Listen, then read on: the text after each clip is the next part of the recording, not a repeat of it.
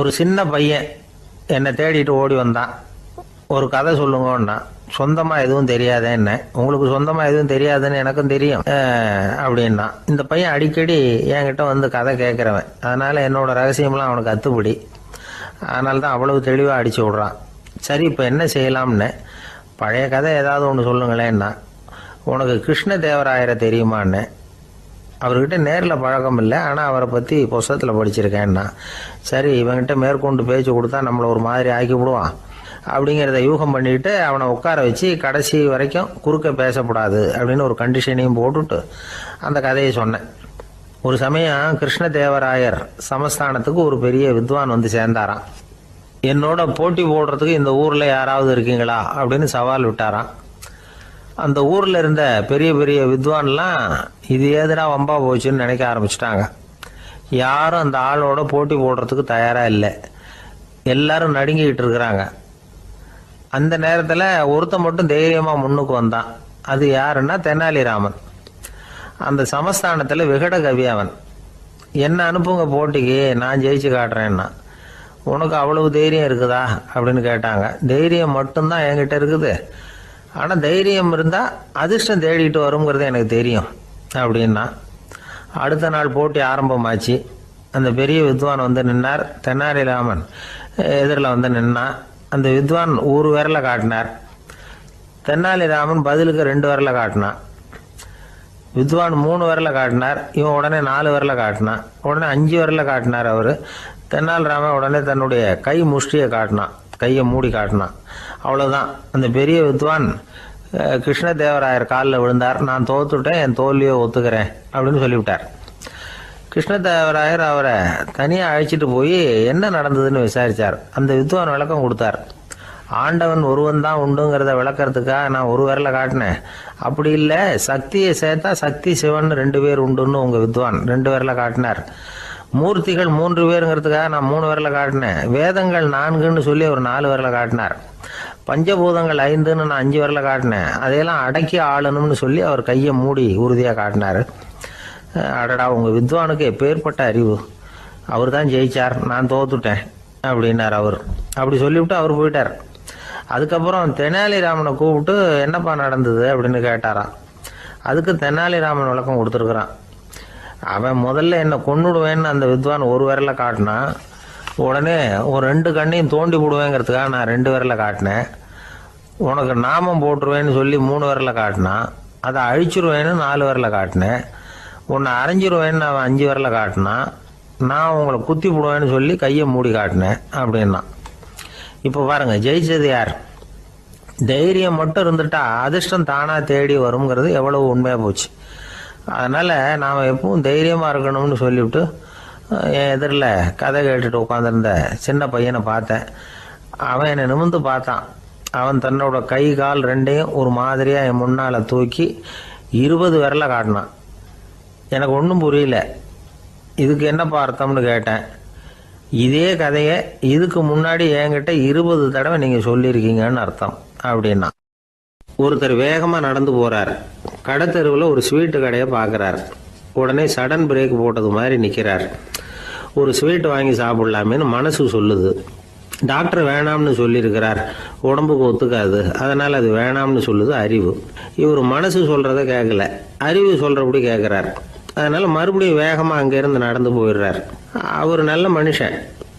மனுஷனுக்கு அறிவும் இருக்குது, உணர்ச்சியும் இருக்குது. எதுக்கு எடுத்தாலும் உணர்ச்சி வசப்பட்டுக்கிட்டு இருக்கக்கூடாது, அறிவு வசத்தில் நாம் இருக்கணும். அப்போ தான் நாம் நல்லபடியாக வாழ முடியும். இல்லைன்னா அவஸ்தை தான். மகாபாரதத்தில் சந்தனுன்னு சொல்லி ஒரு அரசன் வர்றான். அவன் ஒரு சமயம் அறிவு வசப்படாமல் உணர்ச்சி வசப்படுறான். அதாவது ஒரு நாள் கங்கை கரையில் ஒரு அழகான பொண்ணை பார்க்குறான். இவனுடைய மனசு அவகிட்ட போயிடுது. அவளை வந்து கல்யாணம் பண்ணிக்கிறதுக்கு ஆசைப்படுறான். அந்த பொண்ணு சரின்னு சம்மதிக்கிறா.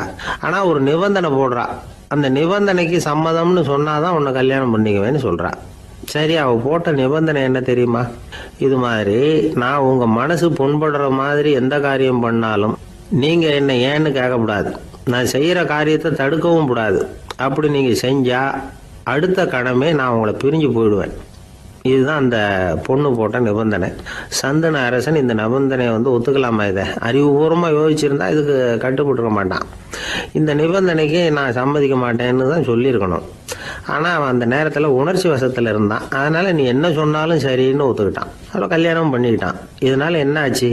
7 பச்சை இளம் குழந்தைகளை பிறந்த உடனே அவள் கங்கையில் தூக்கி எறிஞ்சி கொல்லக்கூடிய கோர காட்சியை இவன் ஒன்று பின்னாடி ஒன்றா பார்க்க வேண்டியதாக போச்சு. கடைசியில் 8வது குழந்தை பிறந்ததுன்னு தான் அவனுடைய அறிவு மேலோங்குது. அந்த கொடிய செயலை தடுத்து நிறுத்துறான். அந்த 8வது குழந்தை தான் பின்னாடி பீஷ்மர் ஆகிறார். ஒரு பக்தி பிரசங்கத்தில் ஒரு பேச்சாளர் இந்த விஷயத்தை சொல்லிவிட்டு இன்னொரு விஷயமும் சொன்னார். அது என்னன்னா, சந்துனு மன்னன் அறிவுக்கும் உணர்ச்சிக்கும் நடுவில் அகப்பட்டு தவிச்சதுனால அவன் வம்சத்தில் வந்த கௌரவர்கள் உணர்ச்சி வசப்பட்டாங்க, பாண்டவர்கள் அறிவு வசப்பட்டாங்க அப்படின்னு சொன்னார். மனுஷனுக்கு உணர்ச்சியை விட அறிவு மேலோங்கி இருக்கணுங்கிறது சரிதான். ஆனால் அந்த அறிவை எப்படி உபயோகப்படுத்துகிறோங்கிறது முக்கியம்.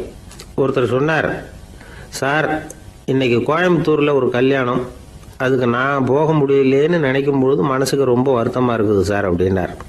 ரொம்ப உணர்ச்சி வசப்பட்டார்.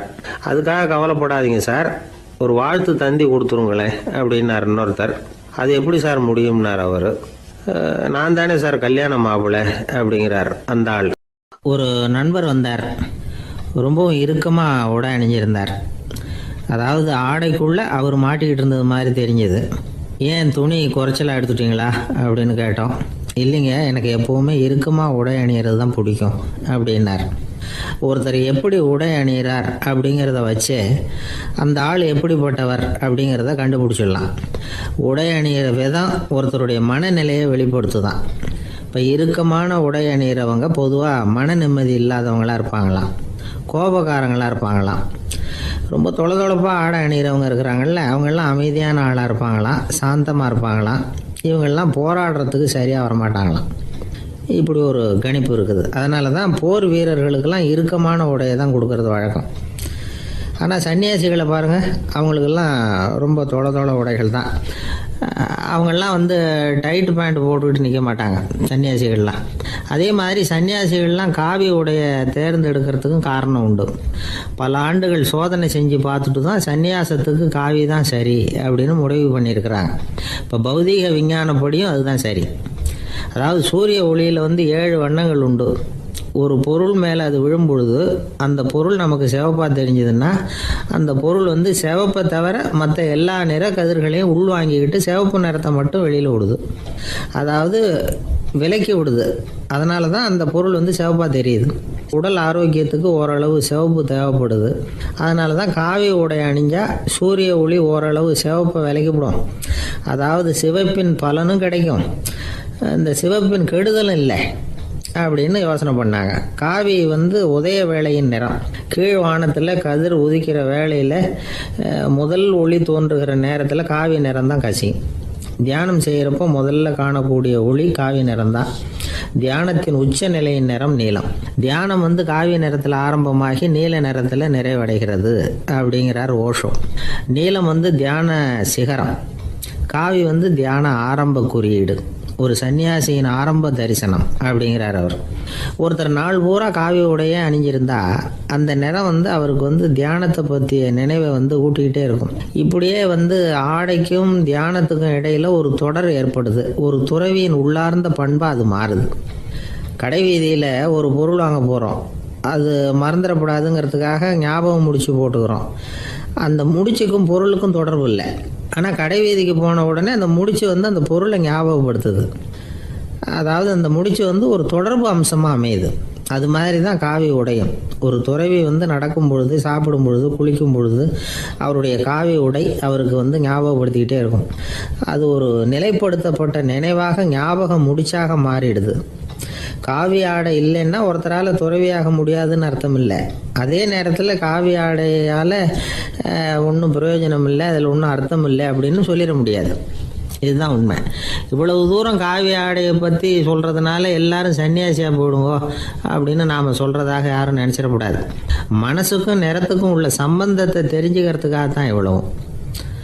நமக்கு தெரிஞ்ச நண்பர் ஒருத்தர் இருக்கிறார், ஆஃபீஸில் வேலை பார்க்குறவர். ஒவ்வொரு மாதமும் 20ஆம் தேதிக்கு பிறகு அவரை போய் பார்த்தீங்கன்னா காவி உடை அணிஞ்சிக்கிட்டு, கண்ணை மூடிக்கிட்டு, கை ரெண்டையும் விரித்து வச்சுக்கிட்டு தியானத்திலேயே உட்காந்துருப்பார். ஏன் இப்படி பண்ணுறீங்கன்னு கேட்டேன். அதாவது 20ஆம் தேதிக்கு பிறகு என் கையில் ஒரு பைசா கூட கிடையாது, ஒரு சன்னியாசி லெவலில் இருக்கிறேன், என்கிட்ட எதுவும் செலவுக்கு கேட்காத அப்படின்னு என் மனைவிக்கு நாசூக்காக உணர்த்துறதுக்காக அப்படி உட்காந்துருப்பேன் அப்படின்னு விளக்கம் கொடுக்குறார் அவர். ஒரு சராசரி மனிதனுடைய இயல்பு என்ன? இன்பம் வந்தால் துள்ளி குதிப்பான், துன்பம் வந்தால் சோர்ந்து போய் ஒரு மூலையில் உட்காந்துருவான். இவன் தான் சராசரி மனிதன். ஆனால் ஒருத்தன் இன்பம் வந்தால் அதுக்காக மகிழ்ச்சி அடையிறதில்ல, துன்பம் வந்தால் அதுக்காக சோர்ந்து போகிறதில்ல அப்படின்னு வச்சுக்கோங்க. அப்படி இருந்தால் அவன் சாதாரண ஆள் கிடையாது. ஒரு ஊரில் ஒரு ஞானி இருந்தார். அவரை தேடிட்டு ஒரு பெரியவர் வந்தார். ஐயா, ஞானத்தில் சிறந்த ஞானம் எது அப்படின்னு கேட்டாராம். இதுக்கு அந்த ஞானி என்ன பதில் சொன்னார் தெரியுமா? இன்பத்தினால மகிழ்ச்சி அடையாமலும் துன்பத்தினால சோர்வு அடையாமலும் இருக்கிறது தான் அந்த ஞானம், பெரிய ஞானம் அப்படின்னாராம். சரி சுவாமி, அப்படிப்பட்ட ஞானம் உங்களுக்கு எப்படி வந்ததுன்னு கேட்டிருக்காரு இவர். அதை நான் ஒரு கழுதைகிட்ட இருந்து கற்றுக்கிட்டேன் அப்படின்னாராம் அவர். இவருக்கு ஒன்றும் புரியல, ஒரு மாதிரியாக முழிச்சிருக்கிறார். இதை அவர் புரிஞ்சுக்கிட்டார். நீங்கள் நாளைக்கு காலையில் நம்முடைய ஆசிரமத்துக்கு வாங்க, புரிய வைக்கிறேன்னாராம். சரின்னு அவர் போயிட்டார். மறுநாள் காலையில் ஆசிரமத்துக்கு வந்து சேர்ந்தார். ஞானி அவரை கூப்பிட்டு உட்கார வச்சார். வாங்க, வந்து இப்படி உட்காருங்க, கொஞ்சம் நேரத்தில் இந்த வழியாக ஒரு கழுதை போகும், அதை கவனித்து பாருங்கன்னாராம். இவருக்கு இன்னமும் ஒன்றும் புரியாமல் போச்சு, ஒரே குழப்பம். இருந்தாலும் அந்த ஞானி சொன்னது மாதிரியே உட்காந்துருக்கிறார். கொஞ்சம் நேரத்தில் அந்த வழியாக ஒரு கழுதை போச்சு. அது முதுக நிறைய அழுக்கு மூட்டைகள், அதை சுமந்துக்கிட்டு போகுது. ஒரு சலவை தொழிலாளி அதை ஓட்டிகிட்டு போகிறார். கொஞ்சம் தூரத்தில் ஒரு ஆறு இருக்குது. அங்கே போய் துணியெல்லாம் சுத்தப்படுத்திக்கிட்டு சாயந்தரமாக திரும்பி இந்த வழியாகவே வருவாங்க. ஞானி சொன்னது மாதிரியே இந்த பெரியவர் அழுக்கு மூட்டையை சுமந்துக்கிட்டு போகிற அந்த கழுதையை கவனித்தார். கழுதை போயிட்டுது. அதுக்கப்புறம் ஞானியை திரும்பி பார்த்தார். இப்போ அந்த ஞானி சொன்னார், சாயந்தரம் வரைக்கும் நீங்கள் இங்கேயே இருக்கணும்னார். அதே மாதிரி இவர் இருந்தார்.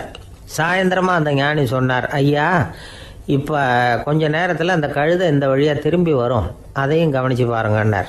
இவரும் கவனித்து பார்க்குறார். கழுதை வந்தது. அது முதுகில் சலவை செய்யப்பட்ட துணி மூட்டை, அது பாட்டுக்கு சுமந்துக்கிட்டு போய்கிட்டு இருக்குது. பெரியவருக்கு ஒன்றும் புரியல, பொறுமை இழந்துட்டார். சரி சுவாமி, இந்த கழுதைக்கும் உங்கள் ஞானத்துக்கும் என்ன சம்பந்தம் அப்படின்னார். இப்போ அந்த ஞானி விளக்கினார். ஐயா, இந்த கழுதை இதே மாதிரி தினமும் காலையில் அழுக்கு மூட்டைகளை சுமந்துக்கிட்டு ஆற்றுக்கு போகுது, மாலையில் வெண்மையான சுத்தமான துணிகளை சுமந்துக்கிட்டு திரும்பி ஊருக்கு போகுது. காலையில் இது போகும் பொழுது முதுகில் அழுக்கு மூட்டைகளை சுமந்துக்கிட்டு போகிறோமேங்கிற வருத்தமும் அதுக்கு கிடையாது. சாயந்தரம் திரும்பி வரும்பொழுது சுத்தமான துணிகளை சுமந்துக்கிட்டு வர்றோமேங்கிற மகிழ்ச்சியும் அதுக்கு இல்லை. இதை பார்த்து தான் நானும் அது மாதிரி ஞானத்தை கற்றுக்கிட்டேன் அப்படின்னாராம். அதனால் யார் கற்றுக் கொடுக்குறாங்க அப்படிங்கிறத விட எதை கற்றுக்கிறோம் அப்படிங்கிறது தான் முக்கியம். ஒரு சினிமா பார்க்குறோம், ஒரு அருவி கொட்டுறது மாதிரி காட்சி வருது, தண்ணீர் வழியுது. படம் முடிஞ்சதும் பார்த்தீங்கன்னா அந்த திரை என்ன நனைஞ்சு போயா இருக்கும். ஒரு தீப்பிடிச்சு எரியிற காட்சியே சினிமாவில் பார்க்குறீங்க, காட்சி முடிஞ்சதும் அந்த வெண் திரையே கருகி போயா இருக்கும். படத்தில் வர்ற தண்ணீரும் நெருப்பும் அந்த திரையை பாதிக்கிறது இல்லை. நாம் அந்த திரை மாதிரி இருக்கிறதுக்கு கற்றுக்கணுமா. அந்த பக்குவம் வந்துவிட்டதுன்னா இன்பமும் துன்பமும் நம்ம எதுவும் செய்யாது. ஒரு சினிமாவை பார்க்குற வரைக்கும் சிரிக்கலாம், அழலாம். பார்த்துட்டு வெளியில் வரும்பொழுது அழுதுகிட்டே வரக்கூடாது. ஒருத்தர் வந்தார், அப்படி படம் முடிஞ்சு வெளியில் வரும்பொழுது அருவி மாதிரி கண்ணீர் சிந்திக்கிட்டே வரார். ஏன் சார், படம் அவ்வளவு சோகமா அப்படின்னு கேட்டார். இன்னொருத்தர், இல்லை சார், கூட்டம் ரொம்ப குறைச்சல் சார், மொத்தம் படம் பார்க்க வந்தவங்களே 15 பேர் தான் சார் அப்படின்னார் கண்ணீரை தொடச்சிக்கிட்டே. அதுக்கு நீங்கள் ஏன் சார் அழறீங்கன்னு கேட்டார் அவர். இந்த படத்தோட தயாரிப்பாளரே நான் தான் சார் அப்படின்னாராம் இவர்.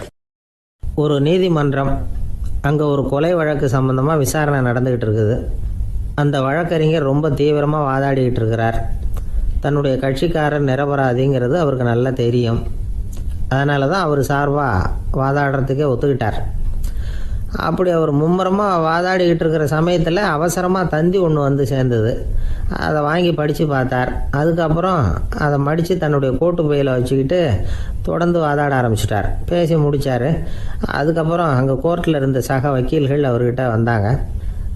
தந்தி ஒன்று வந்ததே, என்ன விஷயம் அப்படின்னு விசாரித்தாங்களாம். அப்போ அவர் சொல்லியிருக்கிறார், ஊரில் சிகிச்சைக்காக போயிருந்த என்னுடைய மனைவி இறந்து போனதாக தந்தி வந்திருக்குது அப்படின்னாராம். மற்ற வக்கீல்களுக்கு அதிர்ச்சி. என்னங்க இது, மனைவி இறந்ததை விட கேஸு முக்கியமாக உங்களுக்கு அப்படின்னு கேட்டிருக்கிறாங்க. இறந்து போன என் மனைவி மறுபடியும் திரும்பி வர போகிறதில்ல, ஆனால் என்னுடைய கட்சிக்காரர் ஒரு கொலை வழக்கில் மாட்டிக்கிட்டார், அவரும் நிரபராதி, அவர் உசுரை நான் காப்பாற்ற வேணாமா, இதுதான் என்னுடைய கடமை அப்படின்னாராம். இப்படி இவர் சொன்னதும் எல்லாரும் அப்படியே தகைச்சு போய் நின்றுட்டாங்களாம். சரி, கடமைக்கு முக்கியத்துவம் கொடுத்த அந்த வழக்கறிஞர் யார் தெரியுமா? அவர் தான் இரும்பு மனிதர் சர்தார் வல்லபாய் பட்டேல். குஜராத் மாநிலத்தில் 1875 அக்டோபர் 31 அன்றைக்கு ஜாவேரி பாய் அப்படிங்கிறவருக்கு 4வது பிள்ளையா அவர் பிறந்தாராம். இந்த ஜாவேரி பாய் யார் தெரியுமா? ஜான்சி ராணி லட்சுமி பாய் போர் படையில் ஒரு வீரராக பணிபுரிஞ்சவர். இளம் வயசில் வல்லபாய் படையில் ரொம்ப சிரமப்பட்டு படிச்சிருக்கார். விடாமுயற்சி வெற்றியை கொடுத்தது. கல்லூரியிலையும் காலடி வச்சார். அதுக்கப்புறம் வக்கீல் பட்டத்தையும் வாங்கினார். பிரிட்டிஷ் ஆட்சி நடந்துக்கிட்டு இருந்த சமயம் குஜராத்தை சேர்ந்த பர்டோலி தாலுக்காவில் விவசாயிகள் மேலே அரசாங்கம் திடீர்னு நில வரியை வசதி விட்டு தான். ஏழை விவசாயிகள் ரொம்ப கஷ்டப்பட்டுருக்காங்க. அரசாங்கம் வரி செலுத்தாத விவசாயிகளின் நிலங்களையெல்லாம் ஜப்தி செஞ்சுதான். அரசாங்கத்தை எதிர்க்கிறவங்களையெல்லாம் கைது பண்ணி சிறையில் அடைச்சுட்டாங்களாம்.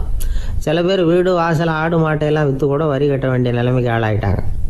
வழக்கறிஞர் வல்லபாய் படேல் நில வரியை உடனே ரத்து பண்ணணும் அப்படின்னு பம்பாய் கவர்னருக்கு ஒரு கடிதம் எழுதினார்.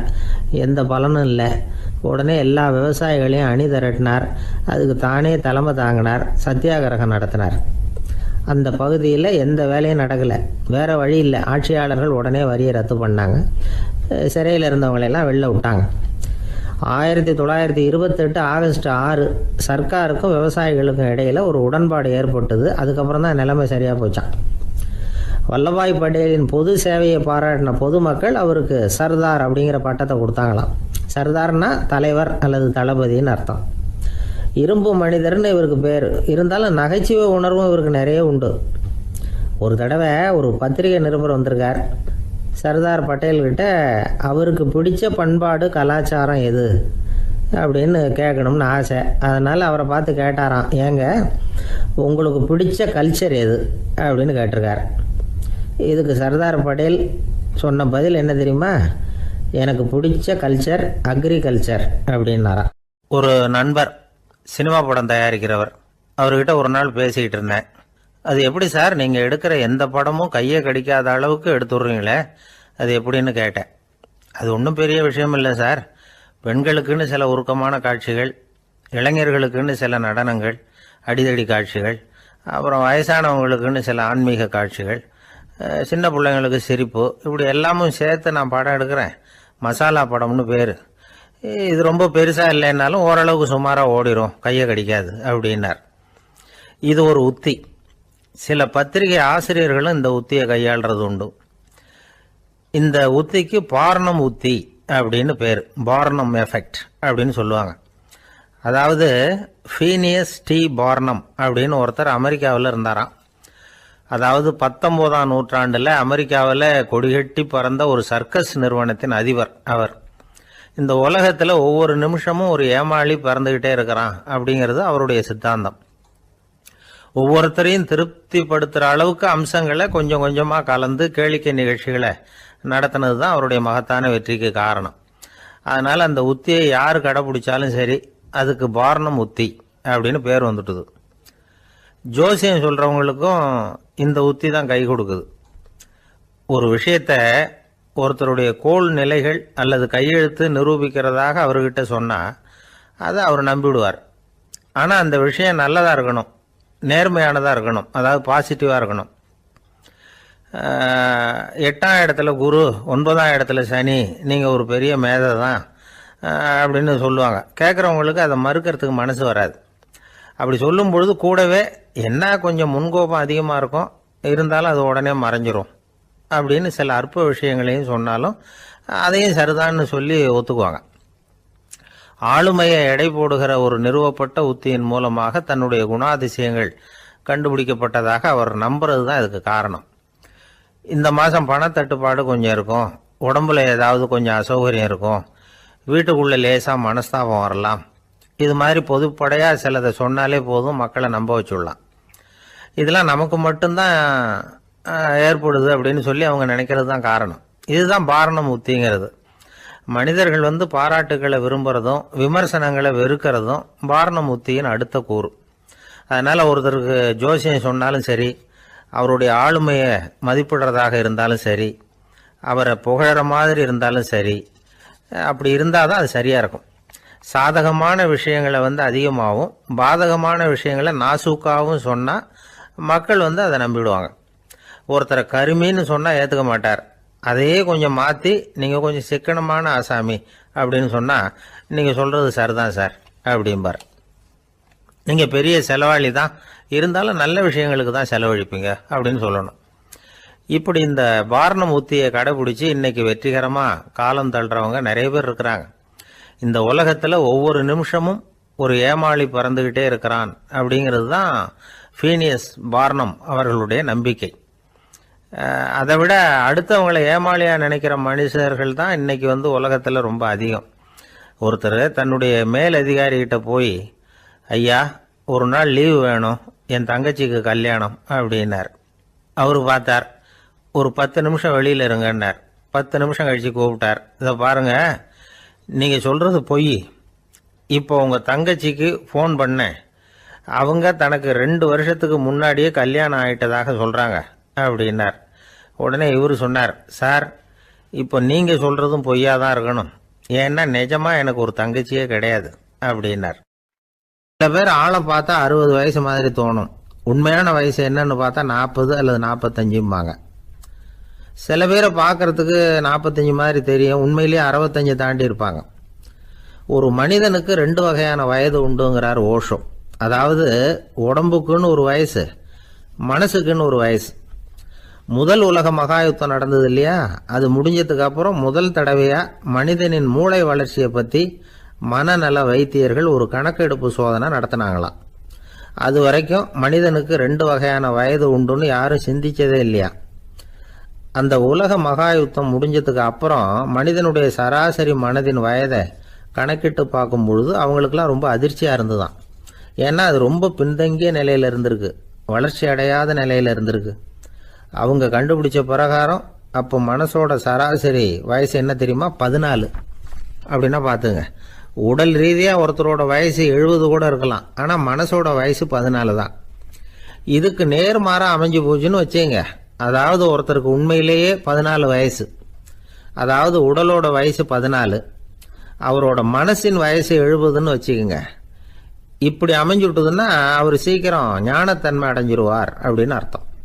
இப்போ நமக்கெல்லாம் உடம்போட வயசு மனசோட வயசு ரெண்டும் ஒன்றா இருந்துட்டா அதுவே போதும், அதுவே பெரிய விஷயம். இப்போ எமர்சன் கிட்ட போய் ஒருத்தர் கேட்டாராம், உங்கள் வயசு என்ன அப்படின்னு. அவர் உடனே பதில் சொல்லியிருக்கார், 360 வருஷம் அப்படின்னாராம். கேட்டவர் குழம்பி போயிட்டார். அவர் என்ன சொல்கிறாரு, 360 வயசா, என்ன நம்ம காதில் தான் சரியாக விழலையா? எமர்சன் எப்பவும் உண்மையை பேசுகிற ஒரு சிறந்த அறிவாளி, அவர் இப்படிலாம் பொய் சொல்ல மாட்டாரே அப்படின்னு ஒரு யோசனை பண்ணிக்கிட்டே இவர் மறுபடியும் அவர் கிட்ட போனாராம். ஐயா நீங்கள் சொன்னது சரியாக என் காதில் விழலை, அதனால் மறுபடியும் கேட்குறேன், உங்கள் வயசு என்ன அப்படின்னாராம். எமர்சன் மறுபடியும் சொல்லியிருக்கிறார் 360 வருஷம்னு. வந்தவருக்கு உண்மையிலேயே அதிர்ச்சியாக போட்டுது. அதுக்கப்புறம் மெதுவாக ஆரம்பித்தாராம், ஐயா நீங்கள் சொல்கிறத என்னால் ஏற்றுக்க முடியாது, எப்படி பார்த்தாலும் இப்போ உங்களுக்கு வயசு ஒரு 60க்கு மேலே இருக்காதுன்னு நினைக்கிறேன் அப்படின்னாராம். நீங்கள் சொல்கிறது சரிதான், அது என் உடம்போட வயசுன்னாராம் எமர்சன். அப்படின்னா ஏற்கனவே நீங்கள் சொன்னது அப்படின்னு கேட்டிருக்காரு, அது என் மனசோட வயசு அப்படின்னாராம். நம்மளை பொறுத்த வரைக்கும் அறிவு தூசு படிஞ்சிருக்கு, அது மாதிரியே அன்பும் மாசுபட்டிருக்கு. இது ரெண்டையும் சுத்தம் பண்ண வேண்டியிருக்குது, அப்போ தான் நாம் சரியான வயசில் வாழ முடியும். ஒரு ஆசாமி இருக்கிறார், அவருக்கு உடம்போட வயசு அதிகம், மனசோட வயசு ரொம்ப குறைச்சல், குழந்தை மாதிரி. அவர் ஒரு ஆஸ்பத்திரியில் படுத்திருக்கிறார். நர்சம்மா எல்லாருக்கும் மருந்து கொடுத்துட்டு போகிறாங்க. கொஞ்ச நேரம் கழித்து திரும்பி வந்தாங்க. அப்போ இவர் அந்த அம்மாவை கூப்பிட்டு சொல்கிறார், இதை பாருங்கள் சிஸ்டர், நீங்கள் எல்லாருக்கும் சின்ன சின்ன மாத்திரையாக கொடுத்துட்டு எனக்கு மட்டும் நீளமான மாத்திரையாக கொடுத்துட்டீங்க, முழுங்கிறதுக்கு ரொம்ப கஷ்டமாக போச்சு, இனிமேல் எனக்கும் சின்ன மாத்திரையாக கொடுங்க சிஸ்டர் அப்படின்னாராம். அந்த அம்மா உடனே அதிர்ச்சியாகி தலையில் அடிச்சுக்கிட்டாங்களாம். நான் கஷ்டப்பட்டு மாத்திரையை முழுங்கினத்துக்கு நீங்கள் ஏமா தலையில் தட்டிக்கிறீங்க அப்படின்னு கேட்டிருக்காரு இவர். இதுக்கு அவங்க சொல்லியிருக்கிறாங்க, நான் உங்களுக்கு கொடுத்துட்டு போனது மாத்திரை இல்லைங்க, அது தெர்மாமீட்டர் அப்படின்னாங்களாம். ஒருத்தர் ஓடி வந்தார், இன்னொருத்தரை பார்த்து, சார் உங்கள் சைக்கிளை ஒரு நாள் இரவல் கொடுங்களேன், பக்கத்து ஊருக்கு போயிட்டு வர வேண்டியிருக்கு அப்படின்னார். இவர் சைக்கிளை கொடுத்து பத்திரமா கொண்டுட்டு போங்கன்னார். சார் இதை பத்திரமா கொண்டு போகிறேன், கவலையே வேணாம், ஏன்னா இது உங்களோட சைக்கிள் அப்படின்னு நான் நினைக்கல, என்னோட சைக்கிளாக நினைக்கிறேன் அப்படின்னார். அதுக்கப்புறம் தான் இவருக்கு உண்மையாகவே பயம் வந்துட்டுது. ஏன்னா அவர் சொன்னது மாதிரி அதை தன்னோட சைக்கிளாவே நினைச்சு தள்ளிட்டு போட்டா என்ன பண்றது? எது எதை நம்முடையதா நினைக்கணுங்கிறதுக்கு ஒரு வரையறை இருக்கு. சில பேர் ஆபீஸையே வீடா நினைச்சு விடுறது உண்டு. அப்படிப்பட்டவங்க கூட வீட்டை ஆபீஸா நினைக்கிறது இல்லை. ஏன்னா வீட்டில் இவர் ஆபீஸரா நடந்துக்க முடியறதில்லை. இதெல்லாம் ஒரு பக்கம் இருக்கட்டும். இப்போ விஷயத்துக்கு வருவோம். பொறியியல் மேதை டாக்டர் விஸ்வேஸ்வரய்யா இருந்தார் இல்லையா, பாரத ரத்னா விருதெல்லாம் கொடுத்தாங்களே. ஆபீஸ் வேலை வேற, சொந்த வேலை வேற அப்படிங்கிறதுக்கு ஒரு உதாரணமா இருந்தவர் அவர்.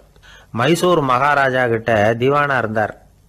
அவர் ஒரு நாள் அரசாங்க வேலை காரணமா வெளியூர் போயிருந்தார். ஹாசன்கிற ஊருக்கு பக்கத்துல ஒரு பயண மாளிகை, அங்க தங்கிவிட்டார். ராத்திரி அங்க தங்கி இருந்துட்டு விடிஞ்சதும் ஊருக்கு திரும்புறதாக திட்டம். ராத்திரி தூங்குறதுக்கு ரொம்ப நேரம் ஆயிட்டுது. ரொம்ப நேரம் வரைக்கும் அரசாங்க சம்பந்தப்பட்ட வேலைகளையே பார்த்துக்கிட்டு இருக்கிறார். அரசாங்க ஃபைல்கள் நிறைய இருந்தது. அதையெல்லாம் ஒவ்வொன்றா எடுத்தார், படித்து பார்த்தார், பரிசீலனை பண்ணார். அது அதில் எழுத வேண்டியதை எழுதினார், கையெழுத்து போட்டார். ஒரு வழியாக அந்த வேலையெல்லாம் முடிஞ்சுது. அதுக்கப்புறம் என்ன பண்ணார்னா, தன்னுடைய சூட்கேஸை திறந்தார். அதிலிருந்து 2 மெழுகுவத்தியை எடுத்து கொளுத்தி வச்சார். அந்த பயண மாளிகையில் அது வரைக்கும் எரிஞ்சுக்கிட்டு இருந்த மின்சார விளக்குகளை அணைச்சுட்டார். அதுக்கு பிறகு அந்த மெழுகுவத்தி வெளிச்சத்தில் சில புத்தகங்களை தொடர்ந்து படிக்க ஆரம்பிச்சிட்டார். அந்த பயண மாளிகையில் பணியாளராக இருந்தவர் இதை பார்த்துட்டு ஓடி வந்தார். மறுபடியும் மின் விளக்கு போடுறதுக்காக போனார். விஸ்வேஸ்வரய்யா அதை பார்த்துட்டு போட வேணாம்ட்டாராம். இது வரைக்கும் நான் அரசாங்க அலுவல்களை கவனிச்சுக்கிட்டு இருந்தேன், அதனால மின் விளக்குகள் அப்போ எரிஞ்சதில் தப்பு இல்லை. இப்போ நான் புத்தகம் படிச்சுக்கிட்டு இருக்கேன், இது என்னுடைய சொந்த வேலை. இங்கே இருக்கிற மின் விளக்கு அதுக்காக ஏன் எரியணும் அப்படின்னு கேட்டாராம். இப்போ இருக்கிற சில அரசு பணியாளர்கள்கிட்ட இந்த சம்பவத்தை பேச்சோட பேச்சா சொல்லி பார்த்தேன். அவங்களால இதை ஜீரணிக்கவே முடியல. நேர்மை தேவைதான் சார், அதுக்காக அவ்வளவு தூரத்துக்கு அது தேவையா அப்படிங்கிறாங்க. விஸ்வேஸ்வரய்யா அப்படி பண்ணினது தான் ஒரு நேர்மையாளர் அப்படின்னு இந்த உலகத்துக்கு நிரூபிக்கணுங்கிறதுக்காக இல்லை. தான் அப்படி நடந்து காட்டினா தன்னை சுற்றி இருக்கிறவங்களும் அதை கேள்விப்படுறவங்களும் முடிஞ்ச அளவுக்கு பொது வாழ்க்கையில் அரசு பணியில் நேர்மையை கடைபிடிக்க முயற்சி பண்ணலாமே அப்படிங்கிறதுக்காகத்தான். இப்போவும் சில பேர் இருக்கிறாங்க, இவங்க ஆஃபீஸ் வேற வீடு வேறன்னு நினைக்கிறது இல்லை, அவ்வளோ உரிமை. ஒருத்தர் அப்படிதான், அவருக்கு அவசரமாக 5000 ரூபா தேவைப்பட்டது. ஆஃபீஸு பணத்தை எடுத்துக்கிட்டார். அந்த நேரம் பார்த்து ஆடிட் வந்துட்டுது. ஆப்பிட்டுக்கிட்டார். விசாரணை நடக்குது. அவர் சொல்றார், சார் நான் நேரம் காலம் பார்க்காம ஆஃபீஸில் வேலை செய்வேன், ஏன்னா அதை என்னோட ஆஃபீஸாக நினைக்கிறேன். அவசரத்துக்கு அந்த பணத்தை எடுத்தேன், மறுபடியும் வச்சுடலாம்னு தான் இருந்தேன், அதுக்குள்ளே இப்படி ஆயிட்டுது. நீங்கள் என்ன நினைச்சாலும் சரி, நான் ஆஃபீஸ் வேற வீடு வேற அப்படின்னு நினைக்கிறது இல்லை, அது என்னோட சுபாவம் அப்படின்னார். விசாரணை பண்ணவர் தீர்ப்பு வழங்கினார். உங்கள் சுபாவத்துக்கு மதிப்பு கொடுத்து நானும் தீர்ப்பு வழங்குறேன். நீங்கள் கொஞ்ச நாள் ஜெயிலில் இருந்துட்டு வாங்க, அது உங்களுக்கு கஷ்டமாக இருக்காதுன்னு நினைக்கிறேன். ஏன்னா அங்கே போனாலும் நீங்கள் உங்கள் சுபாவப்படி வீடு வேற ஜெயில் வேறன்னு நினைக்க மாட்டீங்க அப்படின்னாராம். ஒரு நண்பர் யாருக்கோ ஃபோன் பண்ணிட்டு இருந்தார். அவர் பேசி முடிச்சதும் நான் அவரை பார்த்து, இப்போ ஃபோன் பண்ணீங்களே அந்த ஃபோன் நம்பர் என்ன அப்படின்னு கேட்டேன். அவர் தலையை சொரிஞ்சுக்கிட்டார், ஞாபகம் வரலன்னார். சரி சார் அதை விடுங்க, உங்கள் மனைவி பேர் என்ன அப்படின்னு கேட்டேன். மாலதின்னார். என்ன சார் இது வேடிக்கை, கொஞ்ச நேரத்துக்கு முன்னாடி பேசின ஃபோன் நம்பர் மறந்து போச்சு, எப்போவோ கல்யாணம் பண்ணிக்கிட்ட மனைவி பேர் மறக்கலை, அதை கரெக்டாக சொல்லிவிட்டீங்களே அப்படின்னு கேட்டேன். அவர் என்ன ஒரு மாதிரியாக பார்த்தார். அவர் அப்படி என்னை பார்த்ததில் ஒன்றும் தப்பு இல்லை, ஏன்னா நாம் எல்லாருமே அப்படித்தானே. ஒரு குறிப்பிட்ட காரியத்துக்காக தொலைபேசியில் ஒருத்தட்ட பேசுகிறோம், அதுக்கப்புறம் அந்த எண் நமக்கு அனாவசியம், அதனால் மறந்துடுறோம். இதுக்கு பேர் தான் தற்காலிக ஞாபகம். ஆனால் மனைவி பேரை மறந்துட முடியுமா? முடியாது. அது அவசியமான ஒன்று. அடிக்கடி அந்த பேரை உபயோகப்படுத்துகிறோம், அதனாலேயும் அது முக்கியங்கிறதுனாலேயும் அதை மறக்கிறது இல்லை. இதுக்கு பேர் நிரந்தர ஞாபகம். சரி, இந்த தற்காலிக ஞாபகம் நிரந்தர ஞாபகம், இது 2 ஞாபக அளவுகளையும் கட்டுப்படுத்துறது எது அப்படின்னா மூளைக்குள்ள நடக்கிற மின்சார நடவடிக்கைகள் தான். தற்காலிக ஞாபகம் ஒரு மின்னல் மாதிரி தோன்றி மறையுது. நிரந்தர ஞாபகம் ஒரு படிவம் போல மூளையில படிஞ்சுடுது. ஒரு சம்பவத்தின் பல பிரதிகள் மூளையில பல்வேறு பகுதிகளிலேயும் படியறதுனால ஒன்று மறைஞ்சாலும் மறந்தாலும் இன்னொன்று மறையறதில்லை.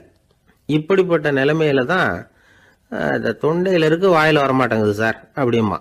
ஒருத்தருக்கு எந்த துறையில ஆர்வமும் ஈடுபாடும் அதிகமோ அது சம்பந்தமான ஞாபக சக்தி அதிகமா இருக்கும். தொழிலை விரும்புகிற ஒரு டெலிபோன் ஆபரேட்டருக்கு எண்கள்லாம் நல்ல ஞாபகம் இருக்கும். அது மாதிரி கவிஞர்களுக்கு வார்த்தைகள் நல்ல ஞாபகத்தில் இருக்கும். இது ஒரு பக்கம் இருந்தாலும் ஒரு மூளை எண்களை விட எழுத்துக்களை விட படங்களை ரொம்ப சுலபமா ஞாபகத்தில் வச்சுக்குது. புரிஞ்சுக்கிற தன்மை, அனுபவம், புத்தி கூர்மை இது கூடி குறையிறத பொறுத்து ஞாபக சக்தியும் ஏறும் இறங்கும். இப்போ உதாரணத்துக்கு ஒரு பையனுக்கு படித்தது எதுவும் ஞாபகத்தில் இல்லைன்னா அவன் அதை சரியாக புரிஞ்சுக்கலன்னு அர்த்தம். இந்த மறதிங்கிறது எந்த சமயத்தில் ஒரு பிரச்சனை ஆகுது தெரியுமா?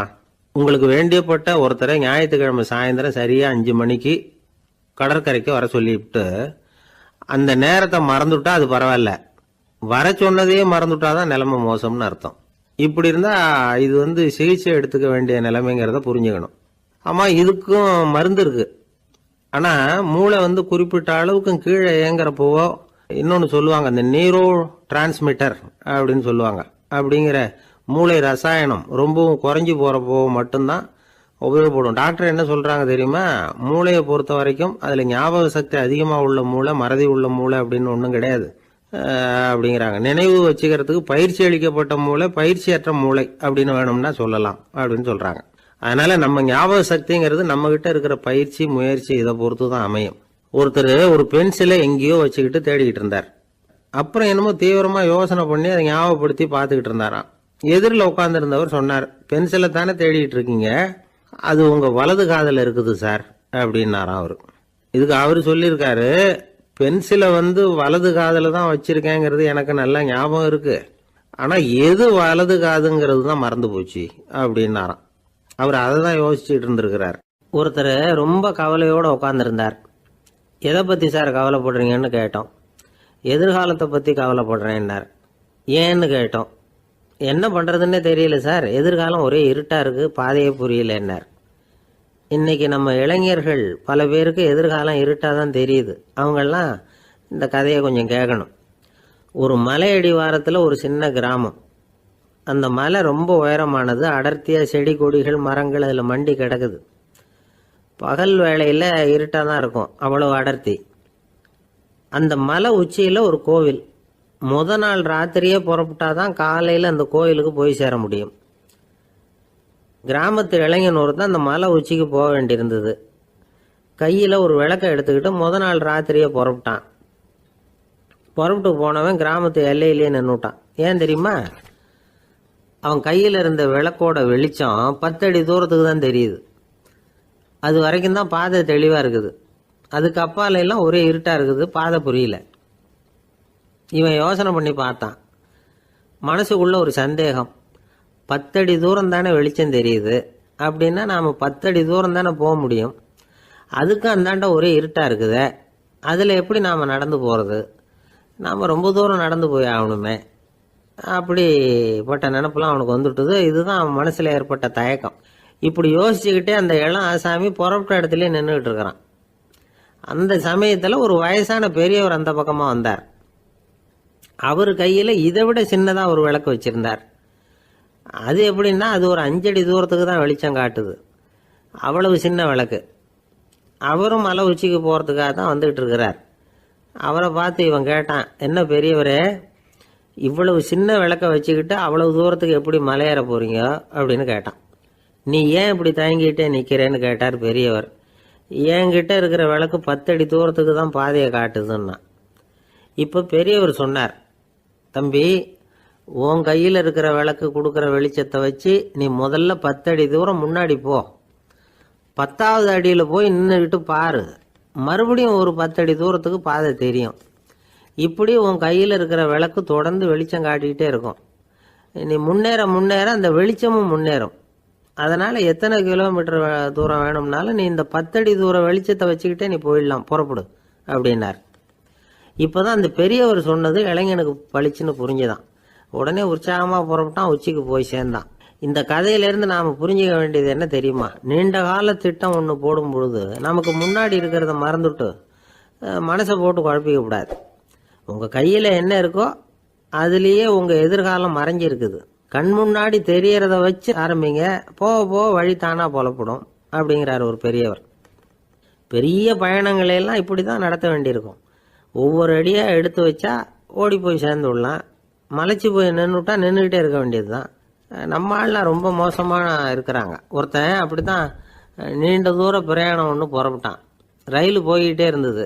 கொஞ்ச தூரம் போச்சு, பாதி வழியில் கையில் வச்சுருந்த டிக்கெட்டை காற்றுல விட்டுட்டான். ஐயோ, என் டிக்கெட்டு போயிட்டுதே அப்படின்னு கத்த ஆரம்பிச்சிட்டான். பக்கத்தில் இருந்த பெரியவர் அவனை பார்த்து பரிதாபப்பட்டு, கவலைப்படாத தம்பி, போனா போகுது, வேற டிக்கெட் வாங்கிக்கலாம் அப்படின்னு ஆறுதல் சொன்னார். அதுக்கு அவன் சொல்கிறான், சார், நான் அதுக்காக அழலை, அந்த டிக்கெட்டு கிடைச்சாதானே நான் எந்த ஊருக்கு போகணுங்கிறது எனக்கு தெரியும் அப்படிங்கிறான். ஒரு அம்மா, அவங்களுக்கு 35 வயசு இருக்கும், குடும்பத்தில் எந்த கஷ்டமும் இல்லை, இருந்தாலும் காரணம் இல்லாமல் பிள்ளைங்க பேரில் கோவப்படுறது, எரிஞ்சு விடுறது அவங்க வழக்கம். பிள்ளைங்க அழும், உடனே அவங்க மனசும் சங்கடப்படும். இன்னொரு அம்மா, நல்ல வேலையில் இருக்கிறவங்க, வாரத்துக்கு ஒரு தடவையாவது தலைவலி வந்துடும். இவங்களுக்கெல்லாம் உடம்புல எந்த கோளாறும் இல்லை, மனசு மட்டும் சரியாக இருக்காது, தூக்க மாத்திரை கையில் வச்சுருப்பாங்க. 30-35 வயசுடைய பெண்களுக்கு சர்வசாதாரணமாக காணப்படுகிற மனக்கோளாறு இது. இதுக்கு பேர் மனவாட்டம், டிப்ரெஷன், மனமடிவு அப்படின்னு சொல்லலாம். இந்த நோய்க்கு அறிகுறி என்ன தெரியுமா? மனசில் வருத்தமான உணர்வு இருக்கும், அடிக்கடி அழலாம் போல தோணும். முன்னால் எல்லாம் எந்தெந்த செயலில் ஆர்வம் இருந்ததோ அதெல்லாம் குறைஞ்சிரும், அல்லது சுத்தமாகவே ஆர்வம் இல்லாமல் போயிடும். சில பெண்கள் இளம் வயசில் பக்கத்தில் இருக்கிறவங்க கிட்ட கலகலப்பாக பேசுவாங்க, வீட்டை அலங்கரிக்கிறதுல ஆர்வம் இருக்கும். இப்போ அதில் எல்லாம் ஆர்வம் இல்லாமல் போயிடும். எந்த வேலை செஞ்சாலும் சீக்கிரம் களைப்பு அடைஞ்சுடுறது மாதிரி ஆகிடும். நமக்கு யாருமே உதவியாக இல்லை, நம்ம எல்லாரும் கை விட்டுட்டாங்க போல இருக்குதே அப்படிங்கிற உணர்வுலாம் உண்டாகும். தன்னைத்தானே குறை சொல்லிக்குவாங்க, நாம் தப்பு பண்ணிவிட்டோம் போல இருக்குதே அப்படின்னு தோணும். குற்றம் பண்ணிட்டதா நினச்சி கஷ்டப்படுவாங்க. பசி இருக்காது, தூக்கத்தில் தொந்தரவு இருக்கும், அடிக்கடி செத்து போடலாங்கிற உணர்வு வரும், தற்கொலை பண்ணிக்கலாங்கிற எண்ணம் உண்டாகும். சில பேர் தற்கொலை முயற்சியில் கூட ஈடுபடுவாங்க. சில பேருக்கு பலவிதமான உடல் வலிகள் இருக்கும், பலவீனம் இருக்கும், சீக்கிரமாக களைப்படைஞ்சு போடுவாங்க. இதெல்லாம் மனவாட்ட நோய்க்கான தன்மைகள். இந்த மனவாட்டம், அதாவது டிப்ரெஷனை 2 வகையாக பிரிக்கலாமா. ஒன்று தானாக உண்டாக்கிக்கிறது, இன்னொன்று எதிர் விளைவை உண்டு பண்ணுகிற அல்லது நரம்பு சம்பந்தப்பட்ட டிப்ரெஷன். தானாக உண்டாக்கிக்கிற மனவாட்ட நோய் இருக்கு பாருங்க, அதுக்கு ஏதாவது சூழ்நிலை காரணமாக இருக்கலாம், அல்லது இல்லாமலும் போகலாம். மூளையில் டொப்பாமைன் அல்லது செரட்டோனின் இதோட அளவு குறையும் பொழுது இந்த டிப்ரெஷன் உண்டாகுது. இதுக்கு ஓரளவு பிறவி காரணங்கள் கூட இருக்கலாம், குடும்பத்தில் வேற சிலருக்கும் வரலாம். பாதிக்கப்பட்ட பெண்ணை பார்க்கறதுக்கு பலவீனமாக தெரியும், கடுமையான குற்ற உணர்வு இருக்கும், தனியாக இருக்கிறதுக்கு ஆசைப்படுவாங்க, நடு ராத்திரியில் எழுந்திரிச்சு உட்காந்து கஷ்டப்பட்டுக்கிட்டு இருப்பாங்க, கொடூரமான முறையில் தற்கொலை பண்ணிக்க முயற்சி பண்ணுவாங்க, தீ வச்சுக்கிறது, அமிலத்தை குடிக்கிறது, தூக்கில் தூங்குறது. இப்படி தானாக வரவழைச்சிக்கிற மனவாட்ட நோய் மறையக்கூடிய நோய். ஒரு தடவை வந்தால் 3லேருந்து 6 மாதம் வரைக்கும் நீடிக்கும். இடைப்பட்ட காலங்களில் நோயாளி இயல்பாக இருப்பார். எதிர் விளைவை உண்டு பண்ணுகிற அல்லது நரம்பு சம்பந்தப்பட்ட மனவாட்ட நோய் எப்படின்னா, கணவன் மனைவி, மாமியார் மருமகள், இப்படிப்பட்ட உறவு முறை பிரச்சனைகள், தோல்விகள், எரிச்சல்கள், ஆபீஸ் பிரச்சனை, இப்படிப்பட்ட சூழ்நிலையால் உண்டாகிறது. எல்லாத்துக்கும் மருந்து இருக்குது, மார்க்கம் இருக்குது, கவலைப்பட வேண்டியதில்லை, தைரியமாக இருக்கணும். உளவியல் மருத்துவம் இதுக்கு ரொம்ப உபயோகமாக இருக்கும். சில பெண்களை பாருங்கள், அவங்க எதுக்கும் அலட்டிக்கிறது இல்லை. ஒரு அம்மா அப்படி தான் தன்னுடைய கணவனை அழைச்சிக்கிட்டு ஒரு மனநோய் மருத்துவர்கிட்ட வந்தாங்க. டாக்டர், எங்கள் வீட்டுக்காரர் திடீர்னு ஒரு மாதிரி ஆயிட்டார், வித்தியாசமாக நடந்துகிறார். எப்படின்னா, இவர் தன்னையே ஒரு ஒட்டடை பூச்சியாக நினச்சிக்கிட்டு இருக்கிறார். அப்படி நினச்சிக்கிட்டு தன்னுடைய தலையாலேயே வீட்டில் உள்ள ஒட்டடையெல்லாம் தொடச்சிக்கிட்டு இருக்கிறார் அப்படின்னாங்க. எவ்வளவு நாளாக அப்படி இருக்குதுன்னு கேட்டார் டாக்டர்.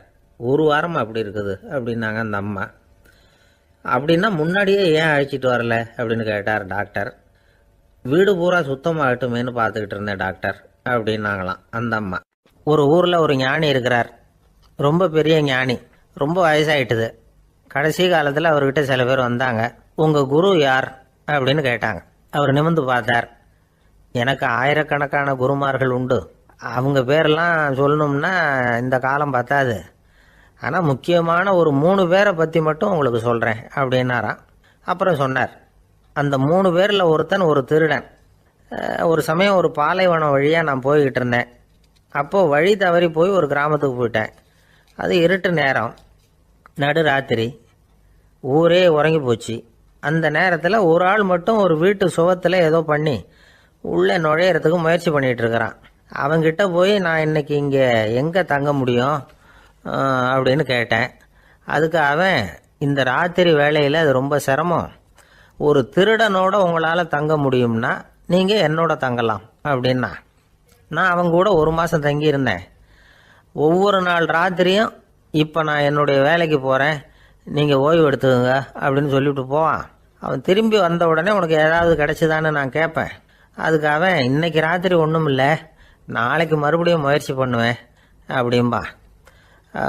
எப்பவும் அவன் நம்பிக்கை இழந்ததே கிடையாது, எப்பவும் சந்தோஷமாகவே இருப்பான். நானும் ரொம்ப காலமாக தியானம் பண்ணிக்கிட்டே இருந்தேன், ஒன்றுமே நடக்கலை. ஆனால் நான் என்ன பண்ணேன் தெரியுமா, மனசு வருத்தப்படும், நம்பிக்கை இழந்துருவேன். அப்போல்லாம் அந்த திருடனுடைய விடாமுயற்சி தான் ஞாபகத்துக்கு வரும். அதனால் அந்த திருடன் எனக்கு ஒரு குரு. என்னுடைய 2வது குரு யாருன்னா அது ஒரு நாய். இது எப்படின்னா, ஒரு சமயம் எனக்கு ரொம்ப தாகமாக இருந்தது. ஒரு நதியை நோக்கி போயிட்டு இருந்தேன். அப்போ ஒரு நாயும் வந்தது, அதுக்கும் தாகம். ஓடி வந்து ஆற்றை பார்த்தது. அதோட நிழல் வந்து ஆற்றுல தெரிஞ்சுது. அதை பார்த்ததும் பயந்துட்டுது. அதாவது அது தன்னுடைய சொந்த உருவத்தையே கண்டு பயந்தது. அதை பார்த்து குறைக்குது, திரும்பி ஓடிச்சு. ஆனால் அதுக்கு தாகம் அதிகமாக இருந்ததுனால அது மறுபடியும் திரும்பி வந்தது. பார்த்தா மறுபடியும் தண்ணியில் நாயோட உருவம் தெரியுது. இப்படி சில தடவை பண்ணிச்சு. இருந்தாலும் கடைசியில் தண்ணியில் குதிச்சுட்டுது துணிஞ்சி. இப்படி குதித்த உடனே அதோட உருவமும் மறைஞ்சுட்டுது. இதை பார்த்தேன். நான் என்ன புரிஞ்சுக்கிட்டேன்னா, எவ்வளவு தான் பயம் இருந்தால் கூட ஒருத்தன் தைரியமாக காரியத்தில் இறங்கணும் அப்படிங்கிறத புரிஞ்சுக்கிட்டேன். இந்த போதனை அந்த நாய்கிட்ட இருந்து எனக்கு கிடைச்சிது. இது ஒன்று. அடுத்தது என்னுடைய 3வது குரு யாருன்னா அது ஒரு சின்ன குழந்தை. நான் ஒரு சமயம் ஒரு நகரத்துக்கு போனேன். அங்கே ஒரு குழந்தை எரிகிற மெழுகுவத்தி ஒன்று எடுத்துக்கிட்டு வந்தது. நான் அந்த குழந்தைய பார்த்து வேடிக்கையாக கேட்டேன், ஏன் பாப்பா, இந்த மெழுகுவத்தியை நீயாவே கொளுத்துனியா அப்படின்னு கேட்டேன். ஆமான்னுது அந்த குழந்தை. சரி, இந்த மெழுகுவத்தி முன்னாடி எரியாமல் இருந்தது, இப்போ எரியுது. இந்த மெழுகுவத்திக்கு வெளிச்சம் எங்கேருந்து வந்தது, அதை எனக்கு காட்ட முடியுமா அப்படின்னு கேட்டேன் அந்த குழந்தைகிட்ட. இதுக்கு அந்த குழந்தை சிரிச்சுக்கிட்டு அந்த மெழுகுவத்தியை ஊதி அணைச்சுட்டுது.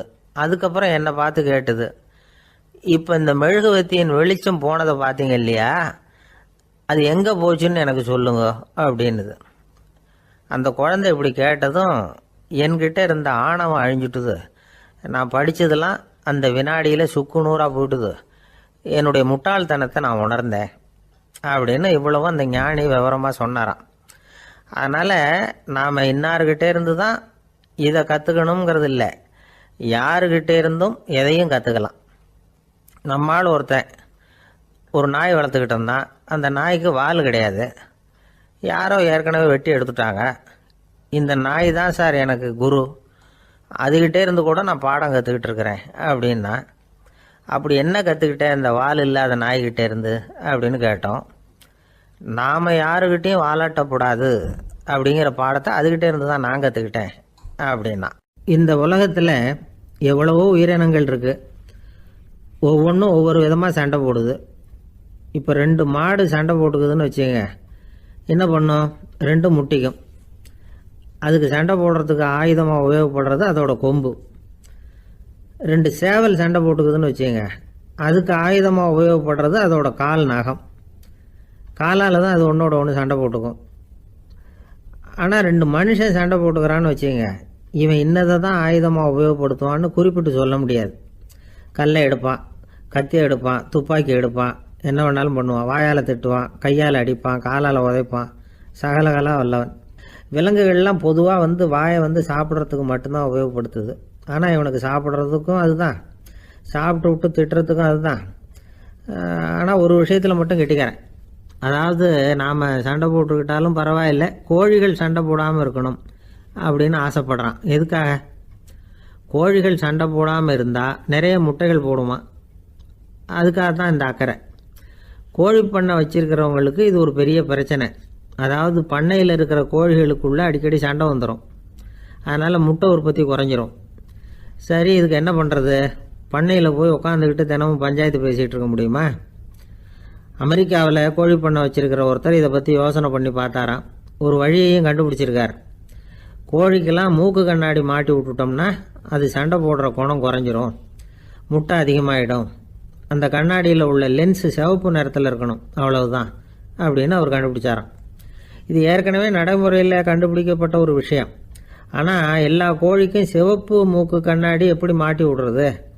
அப்படியே மாட்டி விட்டாலும் அது நழுவாமல் இருக்கணுமே. இப்போ நாமெல்லாம் நடு விரலால் மூக்கு கண்ணாடி நடுவில் தொட்டு அப்படி ஸ்டைலாக சரி பண்ணிக்கிறோம். அது மாதிரி கோழி எப்படி சரி பண்ணிக்கும்? இதுதான் பிரச்சனை. இதுக்கு அவர் என்ன வழி கண்டுபிடிச்சாருன்னா, கோழிக்கெல்லாம் மூக்கு கண்ணாடிக்கு பதிலாக விழியொட்டு வில்லைகள், கான்டாக்ட் லென்ஸ், அதை பொருத்தி விட்டா என்ன அப்படின்னு யோசனை பண்ணார். அதே மாதிரி பண்ணார். அதே மாதிரி செஞ்சு பார்த்தார், வெற்றி. அதுக்கப்புறம் கோழியெல்லாம் சண்டை போட்டுக்கலையாம், சமாதான பிரியர்கள் ஆகிட்டு தான். கோழிகளுக்கு இயல்பாகவே சண்டை போடுற குணம் உண்டு. ஆனால் அதோட கண்ணுக்கு பார்க்குற பொருள்லாம் ரோஜா நிறத்துலையோ அல்லது இன்னும் சொல்ல போனால் அழுத்தமான சிவப்பு நிறத்துலையோ தெரிஞ்சதுன்னா சண்டை போடுற குணம் குறைஞ்சிருதான். அந்த சமயத்தில் அது அதிகமாகவும் முட்டையிட ஆரம்பிச்சுடுதான். அதே நேரத்தில் இறை எடுக்கிறத கூட குறைச்சிக்குதான். இது ஏன் இப்படி பண்ணுதுங்கிறது விஞ்ஞானிகளுக்கு இன்னமும் புரியலையா. எப்படியோ அமெரிக்க கோழிகள்லாம் கான்டாக்ட் லென்ஸ் பொருத்திக்க ஆரம்பித்தாச்சு. கோழி கழுத்தை பிடிச்சிக்கிட்டு ஒரு சில வினாடிகளில் அதை பொருத்தி விட்றாங்களாம். கோழியோட ஆயுள் பூரா அது அப்படியே இருக்குமா. பண்ணையில் முட்டை உற்பத்தி குறைஞ்சா இது மாதிரி விஞ்ஞானபூர்வமாக பரிகாரம் தேடுறது தான் நல்லது. நமக்கு வேண்டியப்பட்ட ஒருத்தர், அவர் ஒரு கோழி பண்ணை வச்சுருந்தார். அந்த பண்ணையில் பாதி கோழி திடீர்னு செத்து போச்சு. உடனே ஒரு கால்நடை மருத்துவர்கிட்ட போக வேண்டியது தானே. அங்கே போகல. உள்ளூரில் மந்திரம் பண்ணிகிட்டு இருந்த ஒரு சாமியார்கிட்ட போனார். அவர் காலில் விழுந்தார். சாமி, என் பண்ணையில் பாதி கோழி செத்து போட்டுதுன்னார். சாமியார் யோசனை பண்ணார். சரி, பண்ணையில் வாசப்படி கிழக்கு பக்கமாக வச்சுருக்கியா மேற்கு பக்கமாக வச்சுருக்கியான்னு கேட்டார். கிழக்கு பக்கமாக இருக்குன்னார் அவர். அதுதான் தப்பு, மேற்கு பக்கமாக அதை மாற்று, சரியாக போடும்னாராம். அதே போல் இவர் போய் மாற்றிவிட்டார். அப்பவும் பாதி செத்து போச்சு. மறுபடியும் சொன்னார், சாமி மறுபடியும் பாதி கோழி செத்து போட்டுதேன்னார். சரி, கூரை எப்படி போட்டிருக்க, ஓடு போட்டிருக்கியா இல்லை கீத்து போட்டிருக்கியான்னார். ஓடு போட்டிருக்கேன்னாராம் அவர். அதுதான் தப்பு, கீத்து போட்டுரும், சரியாக போடும்னாராம். சரின்னு போய் அதையும் மாற்றி பார்த்தார். மறுபடியும் போயிட்டுது, கோழி செத்து போச்சு. வந்தார். மறுபடியும் பாதி செத்து போச்சு சாமின்னு வந்தார். இவரும் யோசனையை மாற்றி மாற்றி சொல்லிகிட்டே இருக்கிறார். இப்படி அவரும் மாற்றி மாற்றி பார்த்தார். 6வது தடவையாக அவரை தேடிட்டு வந்தார். அந்த சமயத்தில் இவர் ரொம்ப தீவிரமாக யோசனை பண்ணி பார்த்துட்டு, அது சரிப்பா, நீயும் என்கிட்ட சளைக்காமல் வந்துக்கிட்டு இருக்கிற, நானும் யோசனை சொல்லிகிட்டு இருக்கேன். இப்போவும் உங்ககிட்ட சொல்கிறதுக்கு என்கிட்ட யோசனை நிறையா இருக்குது. ஆனால் சோதிக்கிறதுக்கு உங்ககிட்ட கோழி இல்லையே, என்ன பண்ணுறது அப்படின்னாராம் இவர். ஒரு ஊரில் ஒரு பெரிய ஞானி இருந்தார். அவர் படுக்கையில் இருந்தார். இன்னும் கொஞ்ச நேரம்தான் அவர் இந்த உலகத்தில் இருக்க போகிறார். அவரை சுற்றி ஏகப்பட்ட கூட்டம். ஏற்கனவே அவருடைய உபதேசங்களை கேட்டவங்க பல பேர் அவரை சுற்றி நிற்கிறாங்க. அந்த ஞானி மெதுவாக கண்ணை திறந்து பார்க்குறார். எல்லாரும் அவருடைய கடைசி வார்த்தையை கேட்கறதுக்காக அவளோட காத்துக்கிட்டு இருக்கிறாங்க. அந்த ஞானி மெதுவாக பேச ஆரம்பித்தார். நான் என்னுடைய வாழ்நாள் பூராவும் உங்களுக்கு நிறைய போதனைகள் சொல்லிக்கிட்டு இருக்கிறேன். பேரானந்தம், மகிழ்ச்சி, தியானத்தன்மை, இதை பற்றியெல்லாம் சொல்லியிருக்கிறேன். இப்போ நான் வேற ஒரு கரைக்கு போய்கிட்டு இருக்கிறேன். நான் இனிமேல் இந்த கரையில் இருக்க மாட்டேன். நீங்கள் நான் சொன்னதையெல்லாம் கேட்டீங்க, ஆனால் எதையும் நீங்கள் நடைமுறைப்படுத்தி பார்க்கல. எல்லாம் கேட்டதோடு சரி, அதோடு விட்டுவிட்டீங்க. அப்புறம் அதை தள்ளி போட்டுக்கிட்டே வந்துட்டீங்க. மேலும் அதை தள்ளி போடுறதுல எந்த பிரயோஜனமும் கிடையாது. இப்போ நான் போய்கிட்டு இருக்கிறேன். உங்களில் யாராவது என்னோட வர்றதுக்கு தயாரா அப்படின்னு கேட்டார். அவ்வளவுதான். யாரும் வாயை திறக்கலை. ஒரே மௌனம், சத்தமே இல்லை. ஒருத்தர் பார்த்துக்கிட்டே நிற்கிறாங்க. அந்த கூட்டத்தில் ஒரு ஆள் அந்த ஞானி கூடவே 40 வருஷத்துக்கு மேலே இருந்திருக்கிறான். அவனும் வாயை திறக்காமல் இன்னொருத்தன் முகத்தை பார்த்துக்கிட்டே நிற்கிறான். இந்த சமயத்தில் பின்னாடி நின்றுக்கிட்டு இருந்த ஒருத்தன் கையை தூக்கினான். ஞானி அவனை பார்த்தார். சரி, ஒருத்தனுக்காவது நம்மோட வர்றதுக்கு தைரியம் இருக்குது அப்படின்னு நினச்சார். ஆனால் அந்த ஆள் என்ன சொன்னான் தெரியுமா? ஐயா, நீங்கள் கேட்குறப்போ நான் உடனே எழுந்திருக்கல, கையை மட்டும்தான் தூக்கினேன். என்ன காரணம்னா, நான் எப்படி அடுத்த கரைக்கு சேர்றதுங்கிறது தெரிஞ்சுக்கிறதுக்காக தான். அந்த விவரத்தை மட்டும் இப்போ உங்ககிட்ட இருந்து நான் தெரிஞ்சுக்க ஆசைப்படுறேன். ஏன்னா இப்போ நான் உங்கள் கூட வர்றதுக்கு தயாராக இல்லை. எவ்வளவோ காரியங்களை நான் இன்னும் இங்கே முடிக்க வேண்டியிருக்குது. வீட்டுக்கு ஒரு விருந்தினர் வந்திருக்கிறார். என்னுடைய இளைய மகனுக்கு கல்யாணம் பண்ணி வைக்கணும். அதனால் இன்றைக்கி உங்கள் கூட வர முடியாது. அது மட்டும் இல்லை, இப்போ உங்கள் கூட அடுத்த கரைக்கு வந்தால் திரும்பி வர முடியாதுன்னு வேறு சொல்கிறீங்க. அதனால் இப்போ நான் வரல. இன்னொரு நாள் நிச்சயமாக நான் வர்றேங்க, உங்களை சந்திக்கிறேன். அதனால் இப்போ நீங்கள் இன்னொரு தடவை எங்களுக்கு விளக்கமாக சொல்லணும். ஏற்கனவே பல தடவை சொல்லியிருக்கிறீங்க. தயவு பண்ணி இப்போ ஒரு தடவை சொன்னீங்கன்னா சௌகரியமாக இருக்கும். அந்த அடுத்த கரையை அடையிறது எப்படி? இப்போ ஒரு தடவை அதை விளக்கமாக சொல்லிட்டிங்கன்னா நல்லா ஞாபகப்படுத்திக்குவேன். அது சரியான சமயம் வர்றப்போ இது எனக்கு உதவியாக இருக்கும் அப்படின்னு நானா. ஆனால் உண்மை என்ன தெரியுமா, அந்த சரியான சமயம் வரவே இல்லை அப்படிங்கிறது தான் உண்மை. இப்படி அந்த கதை முடியும். இந்த கதை அந்த ஒரு ஆளுக்கு மட்டும் இல்லை, கிட்டத்தட்ட எல்லாருக்குமே அது பொருந்தும் அப்படிங்கிறாங்க விவரம் தெரிஞ்சவங்க. எல்லாருமே அந்த சரியான தருணத்துக்காக தான் காத்துக்கிட்டு இருக்கிறாங்களாம். அதுக்காக ஜோசியம் பார்க்குறாங்க, கைரேகை பார்க்குறாங்க, நாளைக்கு என்ன நடக்குங்கிற ஆவலில் எல்லாரும் காத்துக்கிட்டு இருக்கிறாங்க. ஆனால் அந்த ஒரு நாள் ஒருபோதும் வரப்போகிறதில்ல. நீங்கள் தள்ளி போடுறதுக்காக பல அர்த்தமில்லாத காரணங்களை தேடுறீங்க அப்படிங்கிறார் ஒரு ஞானி. காத்திருக்கிறதுலேயே நம்ம காலம் ஓடி போயிடுது. ஏன்னா இன்னைக்கு நாம் சிந்திக்கிறது நாளைக்கு நாம் சிந்திக்கிறது இல்லை. ஒவ்வொரு நாளும் ஒவ்வொரு மாதிரி போயிடுது. நாளைக்கு மறுநாளை பற்றியே சிந்திக்கிறோம். இப்படியே அது பாட்டுக்கு போயிடும். கரையை தொட்டு பார்க்குறது எப்போ, இதுதான் கேள்வி. நமக்கு வேண்டியப்பட்ட ஒருத்தர் ஒரு ரயில்வே பிளாட்ஃபாரத்தில் நின்றுட்டு இருக்கிறார். அங்கே இருக்கிறவங்க கிட்ட கேட்குறாராம், விசாரிக்கிறார், ஏங்க கிழக்க போகிற ரயில் போயிட்டுதுங்களான்னாராம். போயிட்டுதுன்னு இருக்கிறாங்க. கொஞ்ச நேரம் கழிச்சு ஏங்க மேற்க போகிற ரயில் போயிட்டுதுங்களான்னு கேட்டிருக்காரு. போயிட்டுதுங்களான் இருக்காங்க. அப்புறம் கொஞ்ச நேரம் கழிச்சு மறுபடியும் ஏங்க 10:30 மணி வண்டி போயிட்டுதான்னு கேட்டிருக்காரு. தொடர்ந்து காலையிலேருந்து சாயந்தரம் வரைக்கும் இப்படி ஒரே இடத்துல நின்றுட்டு கேட்டுக்கிட்டே இருக்கிறார்.